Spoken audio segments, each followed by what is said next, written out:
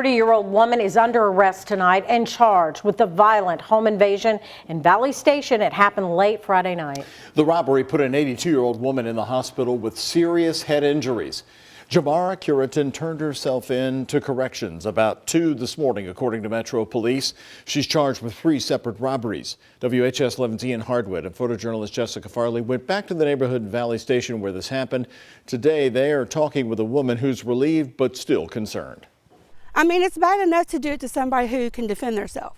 But you're talking about the elderly, and that's what concerns me the most with my son, because he wouldn't know to defend himself at all. Karen Horde worries about her adult son with autism. She believes Jamara Curitan, the woman charged for a robbery a mile away, is also responsible for breaking into her neighbor's house through the garage. Curitan is charged for the robbery at an elderly woman's house and in 2 other home invasions. Since that last incident Friday, I have not slept or anything because he likes to come in and out the doors. So I'm always wondering, is there somebody out there waiting? You know, it's just very concerning. Police say Curitan broke the patio door, went inside, and hit the 82-year-old woman on the head as she tried to get away.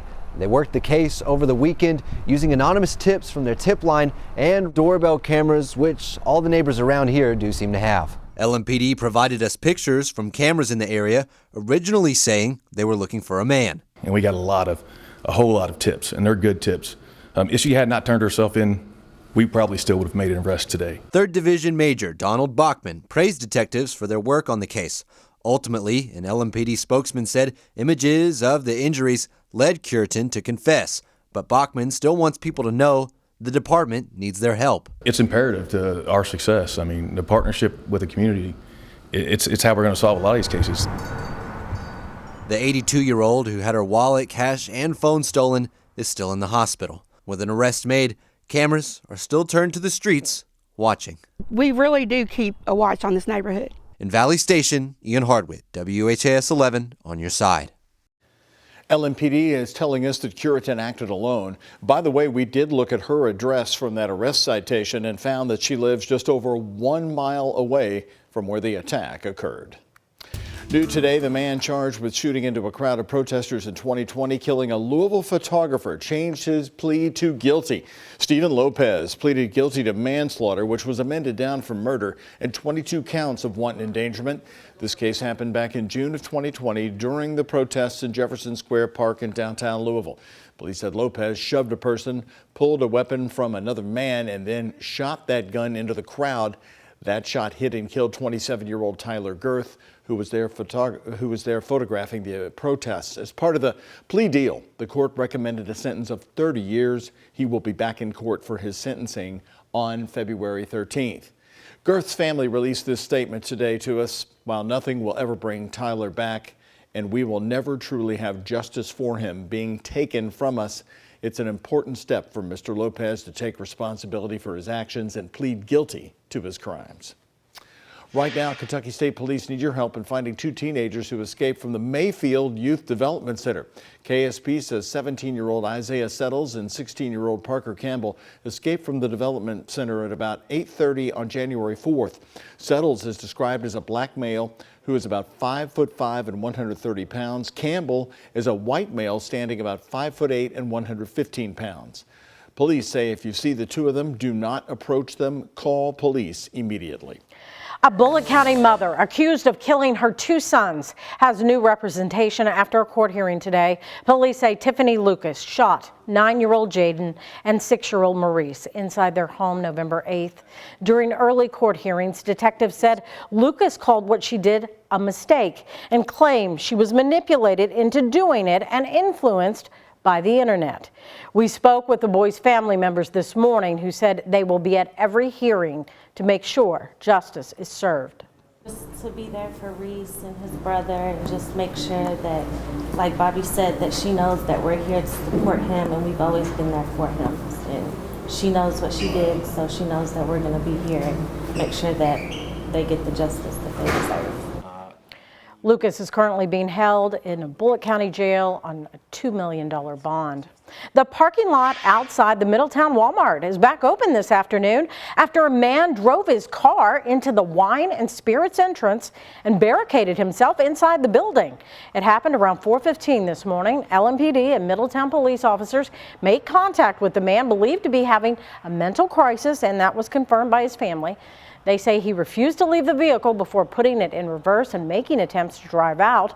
When negotiations didn't go well, police said SWAT stepped in and the man exited the car voluntarily with no use of force. He was taken to the hospital for evaluation.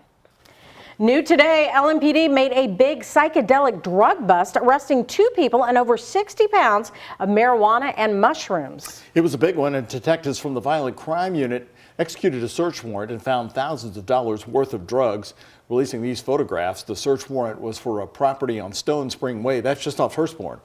Police say detectives seized 50 pounds of marijuana, over 1,000 THC vape pens and cartridges, more than 10 pounds of psychedelic mushrooms, and several pounds of THC wax and edibles. LMPD says they found ledgers that also suggested a large-scale trafficking operation. 2 people were arrested. Diversity, equity, and inclusion policies are being called discriminatory and divisive by some Republicans in Frankfort, and they are focusing on universities. A new bill in Frankfort is aiming to narrow and even restrict ways in which DEI programs can operate in Kentucky colleges and universities. Our senior reporter, Isaiah Kim Martinez, is covering today. He's been looking into this, and Isaiah, it seems the issues within education are taking center stage again, also with a mix of politics. Sure, Doug, as they often do. In this case, it is Senate Bill 6. It takes direct aim at diversity, equity, and inclusion policies at universities across the state. And the bill is being sponsored by some of the more powerful Republicans in the Senate. Now, SB 6 states students and faculty at public universities and colleges cannot be penalized for refusing to support DEI measures deemed divisive on the basis of race or sex.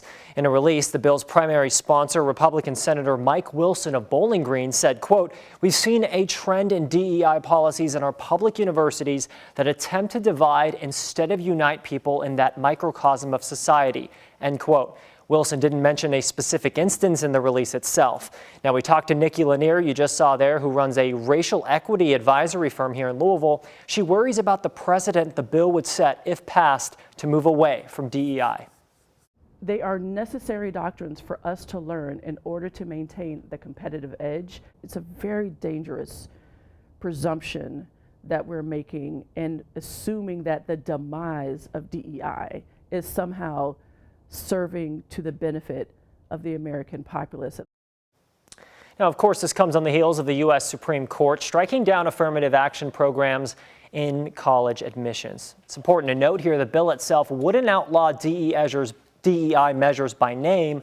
Rather, if individual programs are deemed to be divisive, what it would do is open up an avenue for students and faculty to file lawsuits against universities. If successful, each of those payments could range from $1,000 to $100,000 per suit. Doug? Well, it certainly seems these efforts from Republicans keep evolving. We see them year after year to get a handle on where education is going. There are some familiar names already associated with this bill as well. We've seen their names in the past. Doug, absolutely. In 2022, remember, it was critical race theory. Last year, it was Senate Bill 150, deemed by supporters as parental rights and opponents as anti-trans. It became a controversial defining law of that session, and 4 of the same sponsors from that bill then are sponsors of SB 6 now. Doug, Connie. All right. Thank you so much, Isaiah.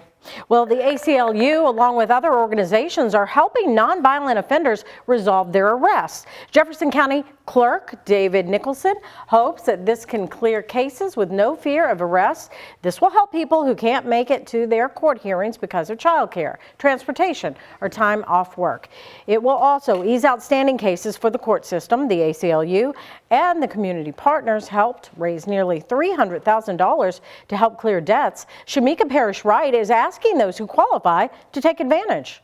This is our goal, and this is one way to achieve that very important goal. Giving people who failed to make an appearance in court on a low-level offense a second chance to do the right thing is simply, as you've heard from the other partners, the right thing to do. Jessica Moore there. Again, this is for nonviolent offenses. To sign up for the program, head to LouisvilleProsecutors.org. There you can see the red docket sign up page. You will have to appear in person though, February 9th, 10th, or 12th, and you must sign up by February 2nd. This is basketball country. This is where basketball is really religion.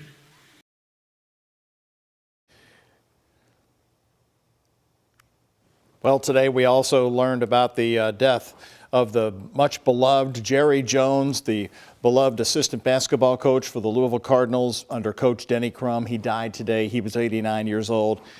Coach Jones coached under Denny Crum for 24 years from 1973 to 1996, and the two were very good friends. And here he is speaking just last year at Coach Crum's funeral.